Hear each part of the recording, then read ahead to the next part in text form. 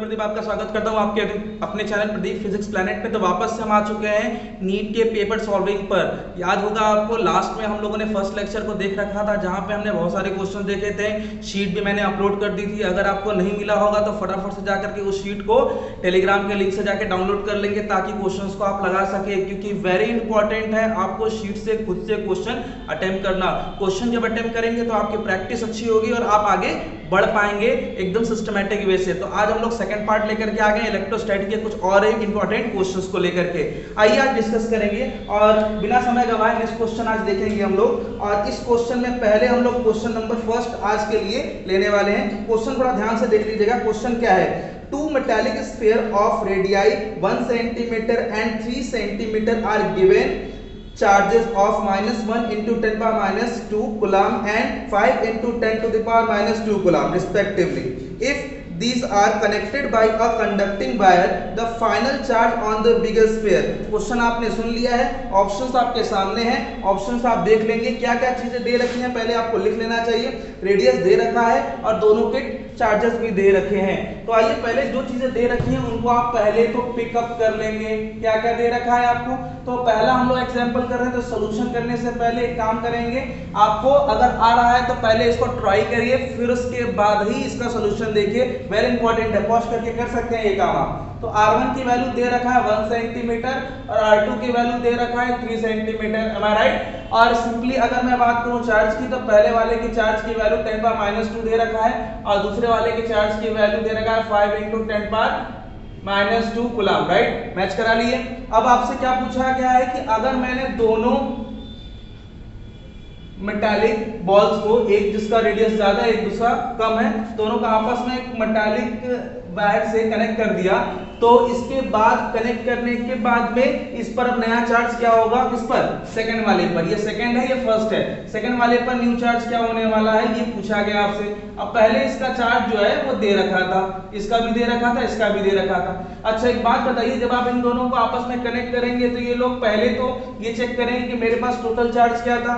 Okay, total charge आपको निकालना होगा। देखिए सिस्टम पहले समझ लीजिए कि टोटल चार्ज कैसे निकालते हैं। टोटल चार्ज कंजर्वेशन प्रिंसिपल से आराम से चेक कर सकते हो। एक पर नेगेटिव है, एक पर पॉजिटिव है। राइट? तो आप इनको ऐड करोगे ना तो ये -1 ये 4 सॉरी 5 और -1 क्या हो जाएगा? 4 into 10 power -2 कूलम। राइट? तो ये आपका चार्ज की वैल्यू आ गई। टोटल चार्ज इतना ही है, इतने में ही ये लोग आपस में डिवीजन करने वाले हैं। ये तो बात क्लियर है। अब इस पर चार्ज हो जाएगा Q1 डैश और इस पर चार्ज हो जाएगा Q2 डैश। आपसे ये वाली वैल्यू पूछी गई है।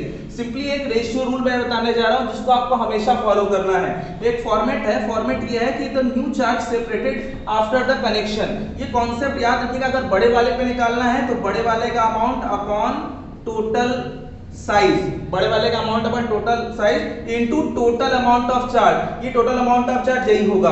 याद रखिए अगर आपको बड़े वाले पे पूछा गया, अगर आपसे छोटे वाले का पूछा जाए तो ऐसे केस में आप ये लिख सकते हैं R1 upon R1 plus R2 into total charge. Right? तो आपको जो जरूरत हो, जैसी जरूरत हो, आप हमेशा ऐसा काम कर सकते हैं। राइट? ये आपका साइज है ऑफ कोर्स। तो Q2 dash is equal to R2 की वैल्यू कितनी है? ऑफ कोर्स 3 है और 1 प्लस 3 ऑफ कोर्स इसको आप ऐड कर लेंगे, दैट इज 4 इनटू, और ये कितना आया है? ये आया आपका 4 into 10 power -2। राइट? इसको आप कैंसिल कर लीजिए सिंपली। तो यहां पर आपको जो नया चार्ज मिलने वाला है बड़े वाले पर वो मिलेगा कितना? 3 into 10 power -2 कूलम। राइट? तो ये आपको आई होप ये क्लियर हो गया होगा। सिंपली अगर मुझे इसका चाहे तो निकालना होगा, निकाल लेंगे, कोई दिक्कत नहीं होगी। सिंपली ऐसे ही करना है उसमें भी। बट आपसे ये पूछा गया तो आप इसको यहीं पे आंसर डिक्लेयर करके फटाफट से आंसर टिक करें बिना समय गवाए। आइए नेक्स्ट क्वेश्चन देखते हैं। तो बच्चों हमारे पास सेकंड क्वेश्चन क्या है, जरा ध्यान से सुनिएगा। सेकंड क्वेश्चन आप पढ़ेंगे ध्यान से। Question is capital A, capital B and C are 3 points in the uniform electric field. The electric potential is, तो आपका डायग्राम दे रखा है। आप इस डायग्राम से थोड़ा समझेंगे कि इसमें पूछा गया है कुछ ऑप्शन। इसमें से पहले तो डायग्राम को ध्यान से समझ लीजिए। एग्जाम्पल नंबर आपका 2 होने वाला है और डायग्राम को थोड़ा ये आप अच्छे से पहले प्लॉट कर लीजिए। ये यूनिफॉर्म इलेक्ट्रिक फील्ड दे रखा है और यहाँ पर कुछ पॉइंट्स दे रखे हैं, यहाँ पर ये, यहाँ पर ये। राइट? और एग्जैक्टली B, C और A कुछ पॉइंट्स है। अब यूनिफॉर्म इलेक्ट्रिक फील्ड में एक बात आपको ध्यान रखनी होगी कि ये जो पॉइंट्स है जैसे जैसे अब आप आगे बढ़ते हो तो इलेक्ट्रिक फील्ड स्ट्रांग होता जाता है, लेकिन एक बात याद रखिए कि ये तो आगे की ओर इलेक्ट्रिक फील्ड बता रहा है, यूनिफॉर्म इलेक्ट्रिक फील्ड है, मतलब यहाँ पे तो इलेक्ट्रिक फील्ड वैल्यू सेम है, लेकिन आगे की ओर इलेक्ट्रिक फील्ड यहाँ पर है। आप जैसे जैसे आगे बढ़ते हो ना तो इलेक्ट्रिक फील्ड भले स्ट्रांग हो लेकिन पोटेंशियल वीक होता जाता है, याद रखिएगा, क्योंकि आपको अगर थोड़ा सा भी आइडिया होगा तो पोटेंशियल ग्रेडियंट आप अगर पढ़े हो तो जरूर याद आ जाएगा। आइए यहाँ पे देखिए, जैसे सब आगे बढ़ रहे हो तो इलेक्ट्रिक फील्ड उसके रिस्पेक्ट में भले स्ट्रांग हो, पोटेंशियल वीक होता है, मतलब पोटेंशियल यहाँ वीक होगा, यहाँ पे उससे थोड़ा ज्यादा स्ट्रांग होगा, इससे ज्यादा स्ट्रांग होगा, और यहाँ पर सबसे ज्यादा स्ट्रांग होगा। तो मेक श्योर कि जितना फील्ड में आगे बढ़ोगे तो आपका पोटेंशियल वीक होता जाता है। तो सिंपली यहाँ पे हम ये कह सकते हैं कि VB is greater than VC is greater than VA। इस बात को हमेशा आप ध्यान में रखेंगे। इसी कॉन्सेप्ट के बिहाफ पर आप इसमें ऑप्शन टिक कर लेंगे, और ऑप्शन आपका कौन सा होगा? ऑफ कोर्स आपका थर्ड वाला ऑप्शन होने वाला, मैच करा लोगे maximum at point B. Of course यहाँ पे पोटेंशियल ज्यादा होगा, ऑर्डर अगर लिखना हुआ तो आप ऑर्डर भी लिख लोगे। नेक्स्ट क्वेश्चन बच्चों देखते हैं। नेक्स्ट क्वेश्चन थोड़ा ध्यान से सुनिए और अच्छे से पढ़ लीजिएगा। क्वेश्चन है, two pith ball carrying equal charges are suspended from a common point by strings of equal length. The equilibrium separation between is small r. Now the strings are rigidly clamped at half of its height. The equilibrium separated between the balls now becomes. अब आपसे question तो दे दिया गया है, question क्या पूछ रहा है पहले तो उसको समझना बहुत इंपॉर्टेंट है। ये आपका एग्जांपल नंबर 3 होने वाला है। डायग्राम को आप पहले प्लॉट कर लें अच्छे से, कोई दिक्कत नहीं होनी चाहिए डायग्राम को पहले बनाने में। पहले डायग्राम को आप अच्छे से प्लॉट करके उससे समझ लें। ये दो पिच बॉल्स हैं, एग्जैक्टली ये एक दूसरे से कितने डिस्टेंस पर सेपरेटेड थे? ये स्मॉल r डिस्टेंस पर सेपरेटेड थे, और जिनकी वर्टिकल हाइट दे रखी थी पहले y s according to question. अब यहाँ पे एग्जैक्टली क्या कह रहा है कि जब इनके बीच का जो क्लैंप है, इसको क्लैंप कहेंगे, ये क्लैंप जो है एग्जैक्टली हाफ हो गया तो इनके बीच का जो सेपरेशन होगा वो क्या होगा? अभी क्लैंप हाफ होने का मतलब ये y/2 हो गया, तो इनके बीच का जो सेपरेशन होगा वो क्या होगा? ये आपसे पूछा गया है। r' मान लीजिए, और दे भी रखा है r', आपको कुछ ऑप्शंस दे रखे हैं। आइए इसको सॉल्व करने की कोशिश करते हैं। कैसे सॉल्व करेंगे ऐसे क्वेश्चन? बड़े ही यूनिक टाइप से आप इसे कर पाएंगे, थोड़ा ध्यान से समझिएगा। पहले तो इसको ध्यान से समझिए कि ये बैलेंस इक्विलिब्रियम है। इसका मतलब कि ये एक दूसरे को इक्वली चार्ज से क्या कर रहे होंगे? रिपेल कर रहे होंगे, तो ये इसको इधर पुश करेगा, ये इसको इधर पुश करेगा, राइट। और ये एग्जैक्टली किसी पॉइंट पर है तो इनके बीच में कुछ सस्पेंशन होगा, एग्जैक्टली कुछ सस्पेंशन होगा तो थीटा हो सकता है, राइट। और यहां से यहां की टोटल डिस्टेंस स्मॉल r है, तो ये वाली डिस्टेंस आप क्या लिख सकते हो? ऑफ कोर्स r/2 लिख सकते हो, राइट। अब मुझे बताइए कि इसका कुछ वेट भी तो होगा, और एग्जैक्टली इसका वेट मुझे नहीं पता, तो हम इसका वेट फिलहाल के लिए नीचे की ओर mg शो कर सकते हैं। और यहाँ पर फोर्स लगेगा, ऑफ कोर्स रिपल्शन फोर्स क्या होता है? k q square, same charge है, अपॉन सेपरेशन इनके बीच का r स्क्वायर। ये तो इसकी वैल्यू, f की वैल्यू, राइट। तो इस डायग्राम को थोड़ा ध्यान से अगर समझें तो ये वाली लाइन को आप इस तरह डिनोट कर सकते हैं, इसी पर एग्जैक्टली आगे बढ़ा दिया, और सेम ये एंगल यहाँ भी बनेगा, राइट। तो इस कॉन्सेप्ट से अगर मैं इस वाली लाइन को यहाँ पे ड्रॉ करूं ऐसे करके, तो ये एग्जैक्टली किसको रिप्रेजेंट करेगा? ये एग्जैक्टली f को रिप्रेजेंट करेगा, ये वाले को, और ये mg तो वर्टिकली डाउनवर्ड है, तो एंगल के सामने परपेंडिकुलर कौन हो गया? ये f हो गया, और एग्जैक्टली ये वाला कौन हो गया? बेस हो जाएगा, इसके सामने परपेंडिकुलर ये बेस हो गया। तो सिंपली यहां से अगर मैं आपसे परपेंडिकुलर और बेस का रिलेशन पूछूं तो tan थीटा से लिख सकते हैं क्या? याद रखें कि परपेंडिकुलर हो गया आपका f और बेस आपका हो गया mg, राइट। ये कहानी हो गई। इस कॉन्सेप्ट से यहां पर मतलब फोर्स को भी यूज करना है ना, और यहां पर अगर मैं यहां ज्योमेट्री से पूछूं तो ज्योमेट्री के बिहाफ पर इस डायग्राम को थोड़ा अलग किया जाए। यहां से आप इसको अलग कर ले सकते हो, ये आप अलग कर लो, ये आपका क्या हो गया? y, और ये आपका हो गया r/2, ये हो गया थीटा। ज्योमेट्री से ये वाला अगेन परपेंडिकुलर, ये वाला क्या हो गया? बेस हो गया, तो tan theta is equal to, इससे ज्योमेट्री से चेंज कर लीजिए tan थीटा को। इससे आपको tan थीटा की वैल्यू तो दी नहीं रही, तो tan थीटा को तो हटाना ही पड़ेगा ना। हटाएंगे कैसे? परपेंडिकुलर आपका हो गया r/2, और आपका ये बेस हो गया y, और यहाँ पर हो गया f, और f की वैल्यू तो देख ही पा रहे हो, f की वैल्यू लिख सकते हो k q square upon mg r square, right. ये कहानी समझ में आ रही है? क्या क्या कैंसिल हो सकता है ये पहले हम लोग फोकस करेंगे, देखते हैं क्या क्या कैंसिल हो सकता है। यहां से ये आपका r स्क्वायर इधर जाएगा तो हो जाएगा r cube upon 2y is equal to, यहां पर ये टर्म बचा small k Q square upon M G, right. अब इस टर्म में क्या क्या कांस्टेंट है, k तो आपका कांस्टेंट है, ये है क्या 1/4 पाई एप्सिलॉन नॉट। चार्ज इसका बदलना है नहीं, m मास आपका फिक्स रहेगा, ग्रेविटी 9.8 वेरी करेगा नहीं। y आपका चेंज हो रहा है, दूसरे केस में बदला, इसका मतलब y वेरिएबल हुआ, और r भी वेरिएबल है, बाकी सब कांस्टेंट है। इसका मतलब ये हुआ कि हम इसको चाहे तो ऐसे लिख सकते हैं क्या, y ये इधर चला जाएगा एग्जैक्टली, तो ये हो जाएगा, देखिए ध्यान से, y इधर गया और y के साथ कौन हो जाएगा, y के साथ 2k Q square upon M G, right. और इस साइड कौन रह गया, इस साइड एग्जैक्टली आर क्यूब है। यहाँ पर ये सारे टर्म तो कांस्टेंट है, तो इसको हम फाइनली लिख सकते हैं क्या, y proportional to R cube. बोलिए, ये हो गया y proportional to R cube. Exactly हम y proportional to R cube लिख सकते हैं, मतलब ये डिपेंड करता है कि y वेरी करेगा तो, और बाकी सब तो कांस्टेंट है। यहां पर अब आपको ये वाली वैल्यू चाहिए, तो जो वैल्यू चाहिए एग्जैक्टली उसी के रेशियो के टर्म में आप इसको चेंज कर दीजिए। देखिए फाइनल ये चाहिए, तो फाइनल का रेशियो और इनिशियल, फाइनल और इनिशियल का रेशियो बनाने जा रहे हैं इस वाले टर्म से। देखिए कैसे बनेगा, फाइनल आपने क्या लिखा, r dash upon r, final upon initial का whole cube, right, is equal to इसको लिख सकते हैं क्योंकि कांस्टेंट ही आएगा, प्रोपोर्शनलिटी हटाएंगे तो, और वैसे भी वो कैंसिल हो जाएगा। फिर उसके बाद फाइनल, ये फाइनल है, फाइनल अब क्या हो गया, इसके रिस्पेक्ट में यहां भी फाइनल रखना होगा, अपॉन इनिशियल क्या हो गया बच्चों, y, राइट। यहां पे क्या कैंसिल होगा, y कैंसिल कर सकते हो, तो r cube r dash upon r का whole cube is equal to 1/2, right. यहां से आप क्यूब को उधर शिफ्ट कर सकते हो, r डैश अपॉन r 1/2 का क्यूब रूट ऐसे लिख सकते हो, ये क्यूब रूट हो गया।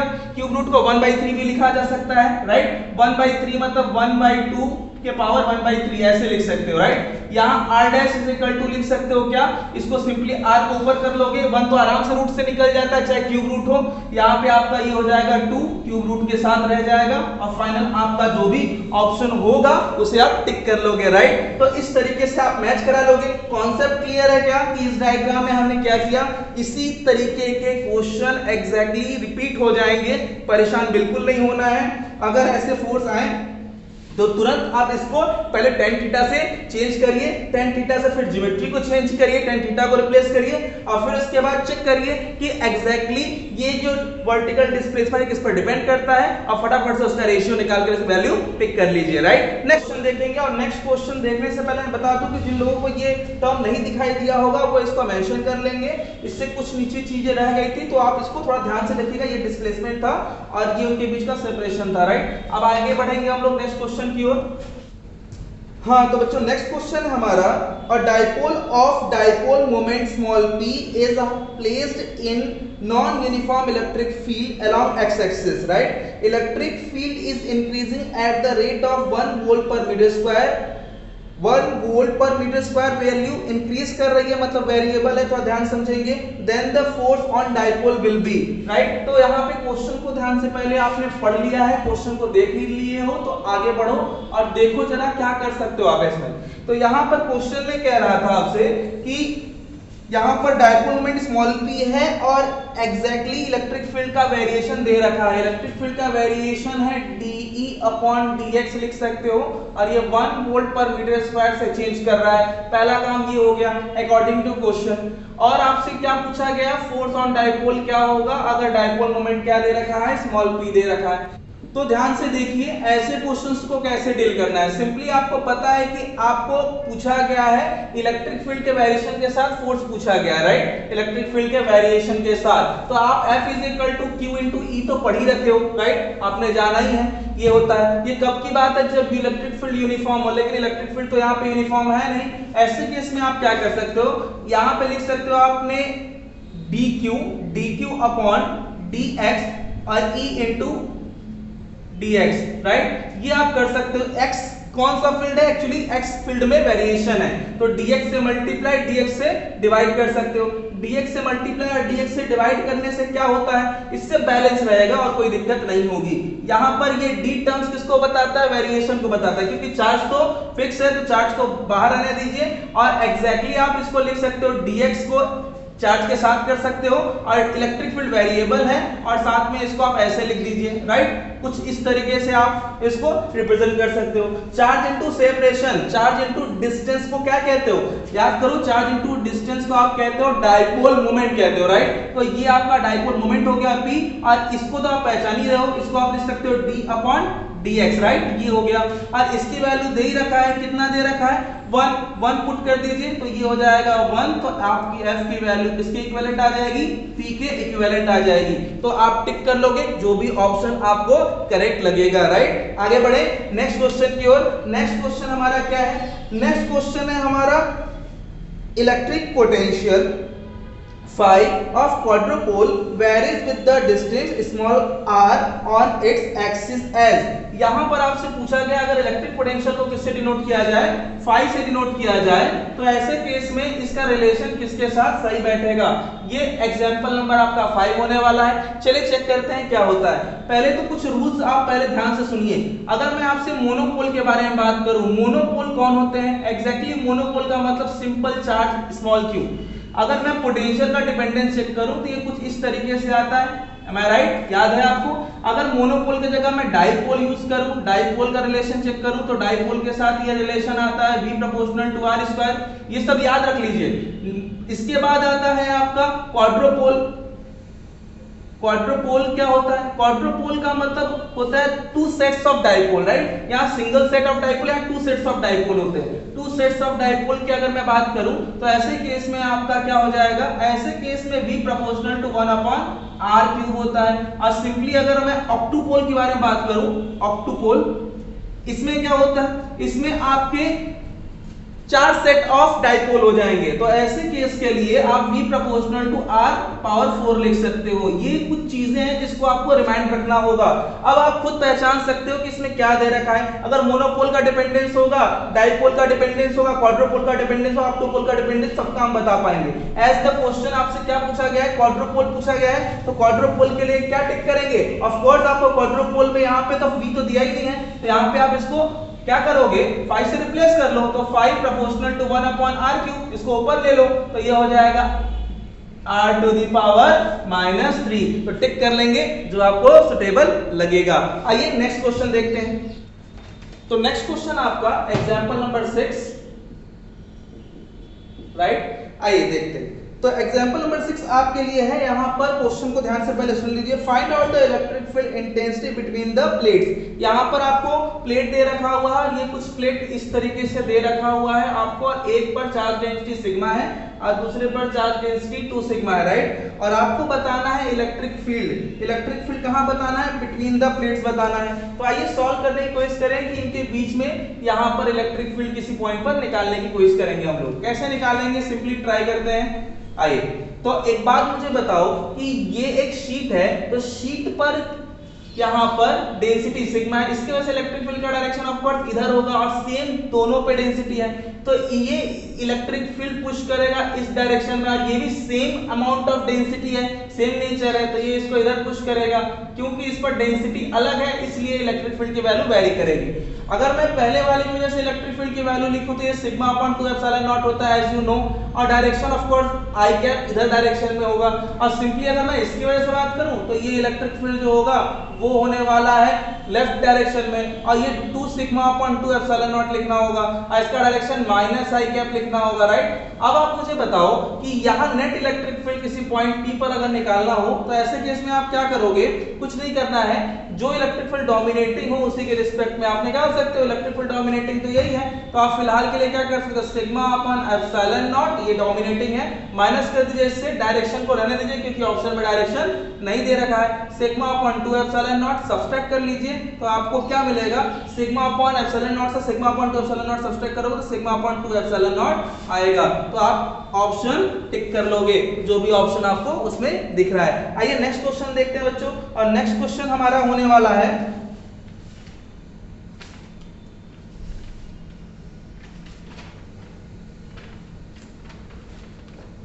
ये क्वेश्चन नंबर नेक्स्ट आपका एग्जांपल नंबर आपका 7 होगा।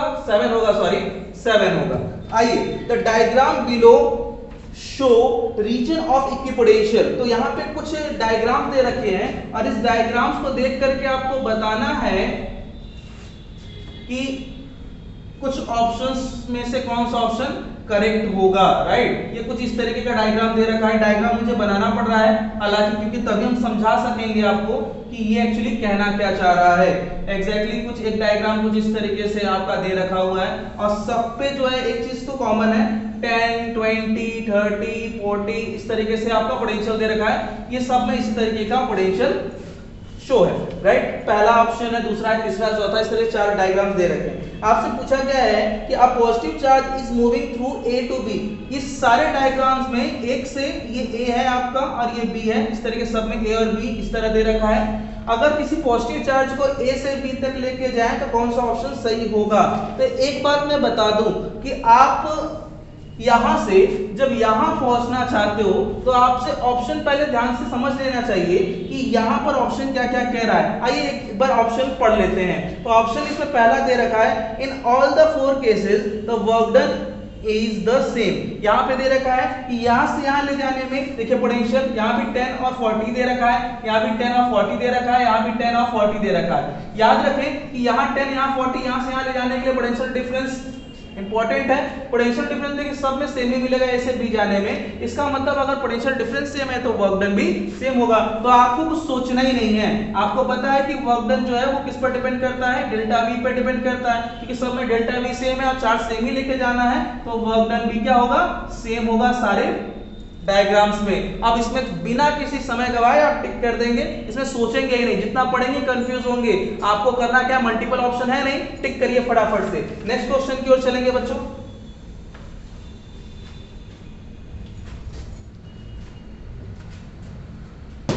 एग्जाम्पल नंबर आपका ये 8 होने वाला है। आप अब 8 नंबर क्वेश्चंस कैसे डील करेंगे आइए देख लेते हैं। तो question is here now, two infinitesimal long uniformly charged non-conducting sheet of charge density sigma is equal to √2 epsilon naught into 10 power minus 3.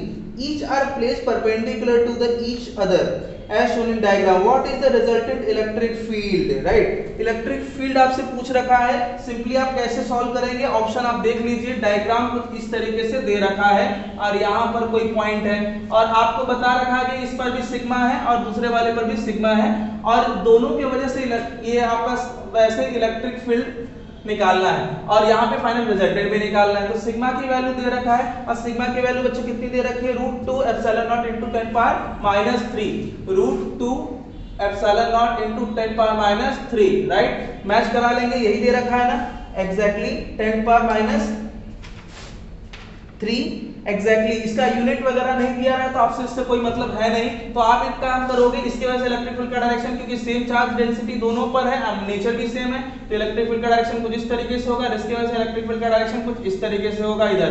याद रखिए क्वेश्चन ऐसे ही बड़े इंपॉर्टेंट होते हैं, इसीलिए यहाँ पे इंपॉर्टेंट क्वेश्चन को पिक किया गया है।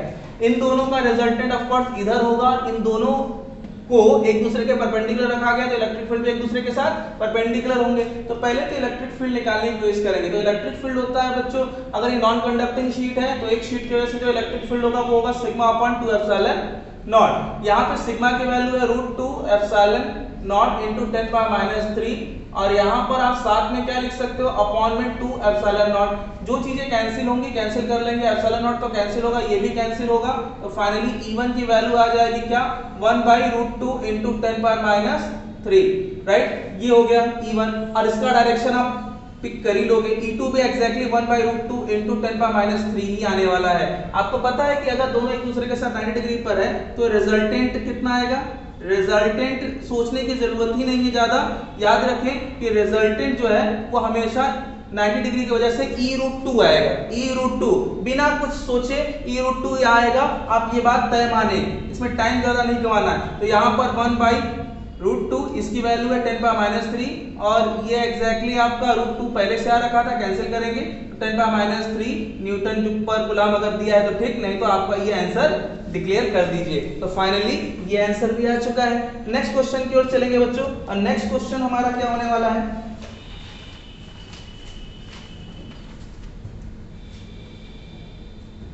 नेक्स्ट क्वेश्चन है हमारा electron falls from rest through a vertical distance h in uniform and vertically upward directed electric field E. The direction of electric field is reversed. अगर डायरेक्शन ऑफ इलेक्ट्रिक फील्ड को reverse किया गया है, keeping the magnitude is same, a proton is allowed to fall from rest in it through the same vertical distance h. यहाँ पर आप जरा ध्यान से सुनिएगा, पहले इलेक्ट्रॉन था, बाद में प्रोटॉन हो गया है, right. The time of fall of electron in comparison to the time of fall of proton is. तो यहाँ पे पूछा गया again, time of fall of electron in comparison to the time of fall of proton will be. तो आइए solve करने की कोशिश करेंगे. क्वेश्चन थोड़ा आप पहले ध्यान से पढ़ लीजिए एक बार ध्यान से, क्या क्वेश्चन कह रहा है, फिर हम इसको वापस से डील करते हैं. यहाँ पर आपसे एक इलेक्ट्रॉन और एक प्रोटॉन के बारे में बात करी गई है, राइट. अब इलेक्ट्रॉन और प्रोटॉन में किसका टाइम ज्यादा लगेगा, किसका टाइम कम लगेगा, ये बहुत इंपॉर्टेंट है. तो क्वेश्चन एक बार आप ध्यान से सुनिए. A proton allowed to fall rest in it through the same vertical distance. The time of fall of electron. आपसे इलेक्ट्रॉन की टाइमिंग पूछी गई है, ना कि प्रोटॉन की. तो ध्यान दीजिएगा, इलेक्ट्रॉन की टाइमिंग क्या होगी एज कंपेयर टू प्रोटॉन की टाइमिंग. प्रोटॉन की जो भी टाइमिंग होगी उसकी टाइमिंग से इलेक्ट्रॉन की टाइमिंग पे क्या इफेक्ट पड़ेगा, ये ऑप्शन दे रखा है. तो सबसे पहले आपको पता होना चाहिए कि अगर इलेक्ट्रॉन किसी इलेक्ट्रिक फील्ड में गिरता है तो उस पर क्या लगेगा, ऑफ कोर्स फोर्स लगेगा. तो ये फोर्स कैसे निकालते हो, आपको पता है H is equal to ut plus half AT square, ये फॉर्मूला होता है. अगर ये रेस्ट से गिर रहा है तो ये टर्म क्या हो जाएगा, जीरो हो जाएगा, प्लस हाफ और ए वाला टर्म थोड़ा ध्यान से समझिएगा. अगर कोई इलेक्ट्रिक फील्ड में गिरता है तो इस पर क्या लगेगा, इस पर लगेगा फोर्स, और ये फोर्स होता है Q इंटू ई, क्योंकि इलेक्ट्रॉन प्रोटॉन पे चार्ज सेम होता है तो आप E लिख सकते हो, राइट. और m इसका मास है ऑफ कोर्स, और यहाँ पर आप एक्सेलरेशन निकाल सकते हो E अपॉन m, राइट. ये हो गया. सिंपली अगर A is equal to E upon m में यहाँ पर रिप्लेस कर दें इसको, तो ये हो जाएगा E upon m into T square. ये टाइम आ गया, तो time T square is equal to हो जाएगा क्या, 2m H अपॉन E, ये हो गया फाइनली. अब फाइनली आप इसको लिख सकते हो T is equal to under root में. इसमें क्या वेरी कर रहा है तो ध्यान से समझिएगा. इलेक्ट्रॉन प्रोटॉन का मास अलग होता है, चार्ज सेम होता है, 2 कांस्टेंट है, H हाइट सेम ही रखा गया, इलेक्ट्रिक फील्ड आपका यूनिफॉर्म है. तो यहाँ पर ये आपका सारा टर्म 2mH अपॉन E जो है वो रूट में जाएगा, और इस बेसिस पर आप लिख क्या पाओगे, इस बेसिस पर आप लिख पाओगे T proportional to what, of course m, right. T proportional under root m. यहाँ पे जैसे जैसे आपका मास वेरी करेगा वैसे वैसे टाइम पे इफेक्ट पड़ेगा, बाकी सब तो कांस्टेंट है. अब मुझे बताइए कि इलेक्ट्रॉन और प्रोटॉन में कौन हैवी होता है. ऑफ कोर्स आपको पता होगा कि इलेक्ट्रॉन का मास प्रोटॉन के कंपैरिजन में कम होता है. तो अगर प्रोटॉन को जो भी टाइमिंग लगी होगी, इलेक्ट्रॉन को उसके मास के हिसाब से टाइमिंग महसूस होगी. अगर प्रोटॉन का मास अधिक हो तो उसको टाइम ज्यादा लगा होगा, इलेक्ट्रॉन का मास कम होता है तो उसको टाइम भी कम लगेगा. तो इलेक्ट्रॉन को क्या लगेगा, टाइम स्मॉलर टाइम लगेगा as compare to proton, right. तो आप ऑप्शन टिक कर लोगे. कौन सा ऑप्शन रहेगा आपका, ऑप्शन नंबर 3 टिक कर लेंगे. ये हो गया आपका. नेक्स्ट क्वेश्चन की ओर चलें बच्चों. नेक्स्ट क्वेश्चन क्या कहता है, पहले इसको इरेज कर लिया जाए. नेक्स्ट क्वेश्चन देखेंगे, और नेक्स्ट क्वेश्चन आप एग्जांपल नंबर मैच करा लेंगे. वो एग्जांपल नंबर आपका लगभग 10 होने वाला है, मैच करा लीजिएगा. क्या है क्वेश्चन है आपका, two identical particles each having a charge of 10 microcoulomb are tied with two strings of equal length 1 meter at common point, right. If both of the string make an 30 degree with the vertical, then mass of each particle will be. Simple question है, थोड़ा सा ध्यान देंगे आप कर पाएंगे इसे, कोई दिक्कत नहीं होगी. देखिए क्वेश्चन को पहले पढ़ लीजिए. क्वेश्चन क्या कह रहा है, क्वेश्चन कह रहा है कि यहाँ पे दो आइडेंटिकल पार्टिकल्स हैं, और दोनों आइडेंटिकल पार्टिकल्स एक दूसरे से कितने डिस्टेंस पर है, 1 मीटर की डिस्टेंस पर है. तो ये डायग्राम आपको पहचाना नहीं लग रहा है, ये डायग्राम आप एग्जैक्टली इससे कर चुके हो, इसलिए ये क्वेश्चन भी थोड़ा इंपॉर्टेंट हो गया है. दोनों स्ट्रिंग्स वर्टिकल से कितना एंगल बना रहे हैं, दोनों स्ट्रिंग्स वर्टिकल से 30 डिग्री का एंगल बना रहे हैं, एग्जैक्टली कुछ इस तरीके से. दोनों एक दूसरे से 1 मीटर की डिस्टेंस पर है, ऑफ कोर्स, राइट. और यहाँ पर इनका जो चार्ज है ऑफ कोर्स सेम है, चार्ज ऑफ कोर्स सेम है, लेकिन मास भी सेम होगा. क्योंकि आइडेंटिकल है।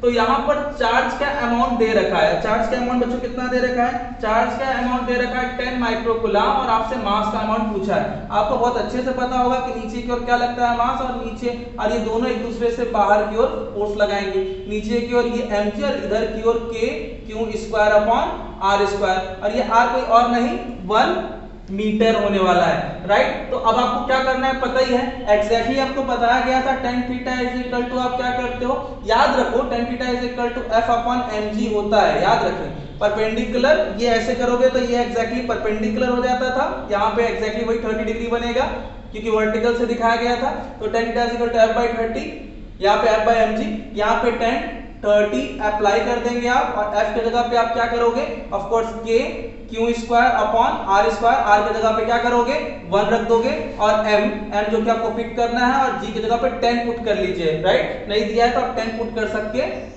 सॉल्व आउट कर लोगे। और tan 30 की वैल्यू पता है ना आपको कितना होता है, तो tan 30 की वैल्यू अगर आपको पता होगी तभी आप सॉल्व कर पाओगे। तो इसको 1/√3 रख सकते हो, इसको k को 9 × 10⁹ रख सकते हो, और q की वैल्यू 10 माइक्रोकूलम है, राइट। तो 10 माइक्रोकूलम को अगर माइक्रो की वैल्यू रखोगे तो 10⁻⁵ हो जाएगा, इसका स्क्वायर कर दीजिएगा सिंपली, और नीचे 1 का स्क्वायर, 1 तो आपको लिखने की कोई जरूरत नहीं है, 1 मीटर है, ये m यहाँ पे 10 × m, राइट। और यहाँ पे सिंपली सॉल्व आउट करके m की वैल्यू आप पिक कर लोगे, तो आप टिक करके बताओगे कि एग्जैक्टली आपको कौन सा ऑप्शन मिला, राइट। करके आप इसका आंसर आसानी से पा जाओगे। नेक्स्ट क्वेश्चन देखेंगे हम लोग, और नेक्स्ट क्वेश्चन क्या है, नेक्स्ट क्वेश्चन थोड़ा ध्यान से सुनिए। hollow metal sphere of radius capital R is uniformly charged, right?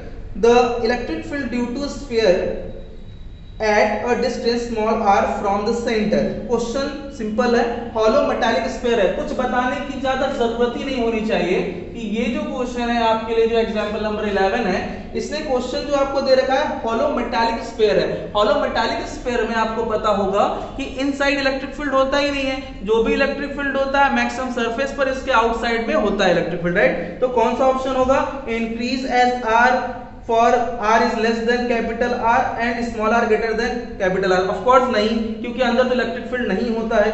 0 as small r increases for r is less than capital R, 0 कहाँ होता है, 0 as small r increases for small r is less than capital R, right, ठीक है।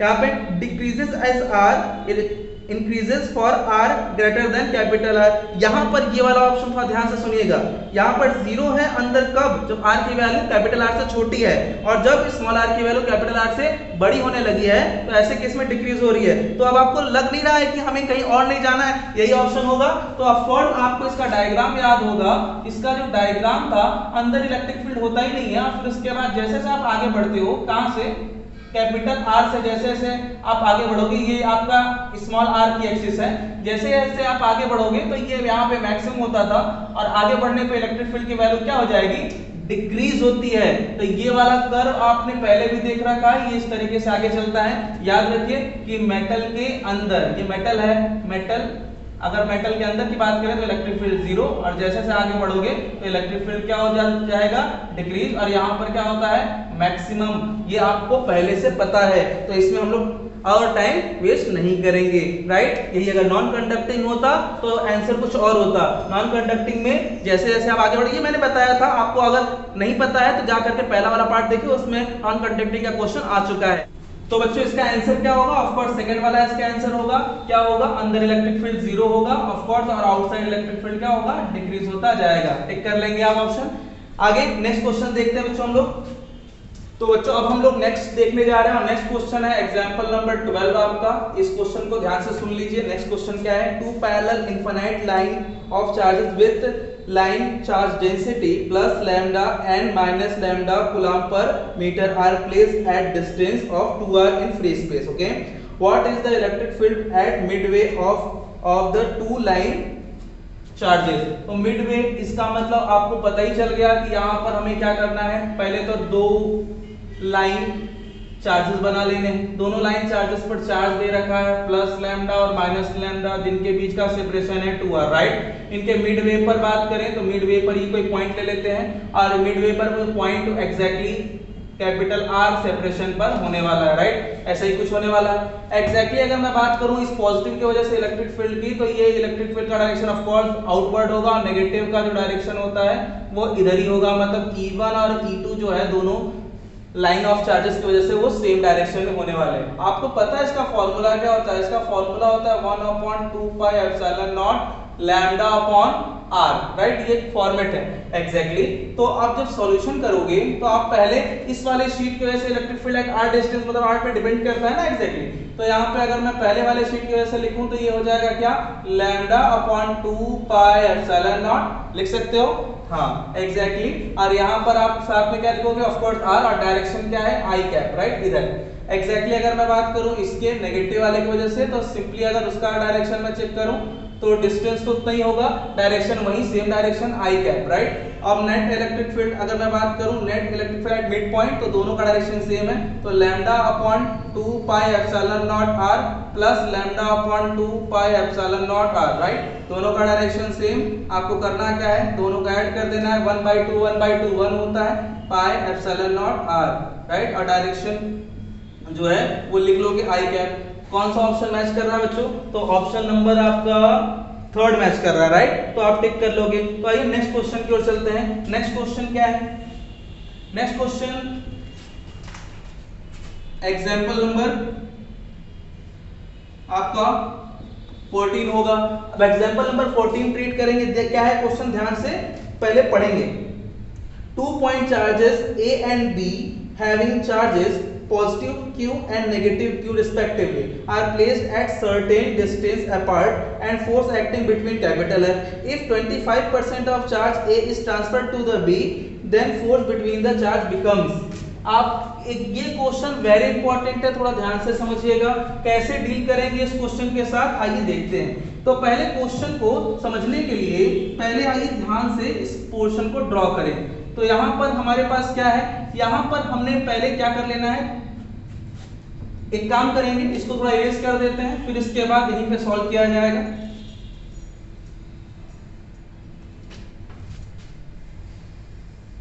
आइए, तो ये solution होने वाला है बच्चों। यहाँ पे थोड़ा ध्यान देंगे। ये मेरे पास मान लीजिए दो आइडेंटिकल बॉल्स हैं, एग्जैक्टली इस पर चार्ज है पॉजिटिव क्यू और ये नेगेटिव क्यू है, ए और बी पर। इनके बीच में जो सर्टेन डिस्टेंस है वो एग्जैक्टली आर हो सकता है, इनके ऊपर फोर्स लग रहा है एफ। तो एफ इज इक्वल टू होता है एग्जैक्टली के और दोनों पे चार्ज सेम है, Q square upon R square. ये सिंपली कब है, इनिशियली, मतलब फर्स्ट केस में बात कर रहे हैं।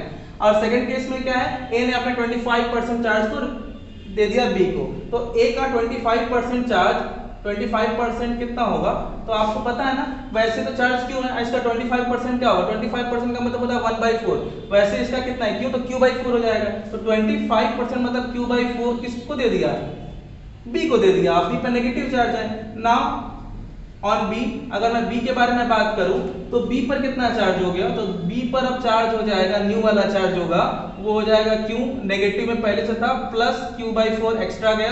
तो फाइनली इसको सॉल्व करोगे तो ये आएगा 4 में से q सब्सट्रैक्ट होगा तो -3q/4, और इसने अपना q/4 मिस कर दिया। तो अब qa मतलब कि नया चार्ज इस पर क्या होगा, q - 1/4 मतलब q/4 माइनस करोगे तो ये भी कितना आएगा 3/4 क्यों, ये पॉजिटिव में है और ये नेगेटिव में है, सिंपली पॉजिटिव नेगेटिव हो गया।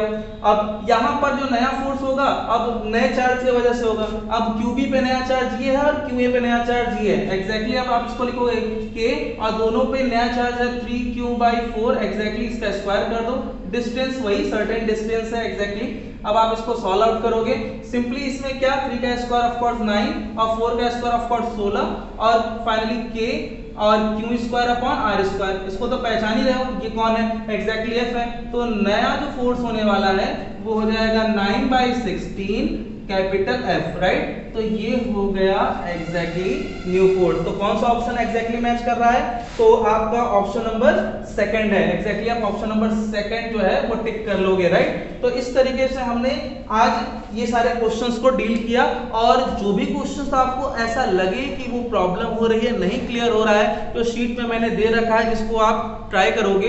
अगर किसी भी तरीके की कोई भी प्रॉब्लम हो तो फटाफट से आप मुझे वहीं पर यूट्यूब पर ही आप कमेंट कर सकते हो, या फिर 8418946298 इस पर आप मैसेज कर सकते हो या टेलीग्राम चैनल पर ही आप मुझे मैसेज कर सकते हो, तो उस क्वेश्चन को मैं आपको तुरंत वहां बताने की कोशिश करूंगा, आपकी हेल्प करूंगा। ये मेरा आपसे कमिटमेंट है, राइट। तो यहां पर आज हम लोग यहीं पर छोड़ रहे हैं इलेक्ट्रोस्टैटिक्स को। अगले लेक्चर में मिलेंगे तो बात करेंगे नेक्स्ट चैप्टर के बारे में, करंट इलेक्ट्रिसिटी के बारे में। तब तक के लिए अपना ख्याल रखिए, क्वेश्चन करिए, crack the NEET, and we will meet in next class. Bye bye, thank you.